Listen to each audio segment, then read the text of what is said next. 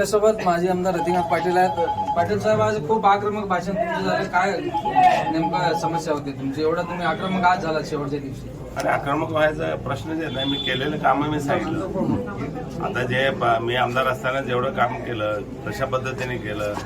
आम्ही विरोधी सरकारमध्ये होतो त्यावेळी, तरी पण मी कामं करणार. अरे हे महायुतीचं सरकार असताना तुम्हाला कामं करता येत नाही म्हणजे निष्क्रिय आमदार झाले का नाही?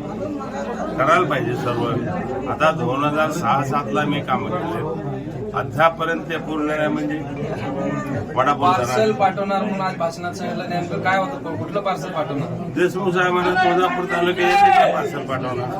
मग तुळजापूर तालुक्याचे 2 आहेत, वैद्य आहे, ते एक आहे, त्याला पाठवणार तिकडे. काडारी साहेबांना सुद्धा तुम्ही आज सुनावलेलं चांगलंच कार्य. हो, काडारी उभा राहिला महाविकास आघाडी म्हणून त्यांनी अगोदर प्रचार केले आणि पाहुणे आहेत आणि मुलगा म्हणून आशीर्वाद केले आणि नंतर असे गद्दारी करतात. ते काय त्याचा प्रश्न काय? तुम्हाला पैसे द्यायला शेतकऱ्याचे पैसे नाही, मग आता खासदार ह्याला कशाला तुम्ही पैसे खर्च करता? तुम्ही कधी राजकारणात आलात का 30-40 वर्षात? कधी कोणाला कप चहा पाजलात का? कधी तुम्ही काम केलं का? असं मी काम केलं म्हणून सांगतो तसं सांगा भाऊ कोणी तर येऊन. पण साहेब, कुठे ना कुठे काँग्रेसचे मोठे दिग्गज तालुक्याचे त्यांच्या मागे दिसतात. आज ते त्यांचं दुकान बंद पडतंय म्हणून. दुकान 5 वर्षाचं आज कमवतात, 5 वर्ष त्यांचं घर चालतंय. 5 वर्षाची कमाई आता करतात, नंतर 5 वर्ष त्याच ह्याच्यावर घर चालवतात त्यांचं प्रपंच.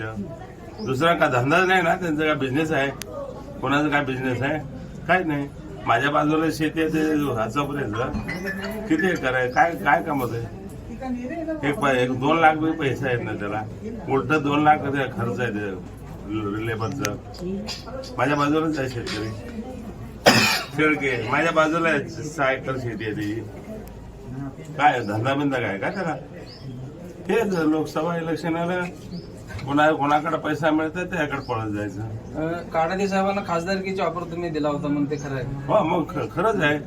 ते ऑफर त्याने दोन कितीला येणार काळ येणार निवडणूक. हा, येणाऱ्या निवडणुकीमध्ये तुम्ही खासदार व्हा, ओपन होणार आहे. शेवटचं काय आवाहन करणार सर्व दक्षिणच्या मतदारांना? असं संधी कधीच मिळणार नाही. भूमिपुत्र आहे, बाकीचे आहेत बी टीम आहेत, दुसऱ्या तालुक्यात नाही येऊन इथे उभा राहिले. दुसरे तिसरे आहेत, त्यांचं काम ना धंदा हरे गोविंदा. तिथं काय काम केलेले? काय तर काम पाहिजे ना आमच्यासारखं ठोस. केलंय दिसतंय तुम्हाला, सर्व जावा तिथं दिसतंय. हा, काम केलंय म्हणून मता मागतो. हा 5 वर्षात 3 महिन्याला एकदा त्यांचे गाव भेटी घेत होतो. सुख दुःख मध्ये सहभागी होत होतो. काय नाही, तुम्हाला काय पाहिजे, काय आवश्यक आहे? अरे कोणाकोणाच्या लग्नाला अर्धा तोळं सोनं दिलं मी, कोणाच्या लग्नाला पैसे 25,000, कोणाला घरं जळायला 25,000, 30,000 आम्ही स्वतःच्या पैशाने खर्च केले आणि कोणाचा 1 लाख रुपये खाल्ला नाही. आम्ही अधिकारी लोकांना सांगणार, तुम्ही क्वालिटी आणि क्वांटिटीचं काम करा. तुम्हाला खायचं, दारू प्यायचं असलं कुठले ब्रँड सांगा ते आणून. तुम्हाला बोकड खायचं का कोंबड्या खायचं तेवढं सांगा. मंद्रुपची MIDC बद्दल शेवटचं हो, MIDC तिथं मंजूर आहे कंदलगावला. अरे MIDC सुबेक मध्ये करतात का? बघा, सेंट्रल गव्हर्नमेंटचा नियम आहे, जिथं कुसळ उगवत नाही त्या जागी तुम्ही MIDC स्थापना करा, विमानतळ स्थापना करा. हा, आणि हे काढायला सांगते 7,500 कारखाना होता, नवीनच होता. नवीन असताना तुम्ही 10,000 करायचं कारण काय? रेड करणार नाही भाषण केलं काय कारखान्यात रेड करणार असे सुद्धा तुम्ही भाषणात. हो, रेड करू शकतो. आमचेच लोक आहेत ना.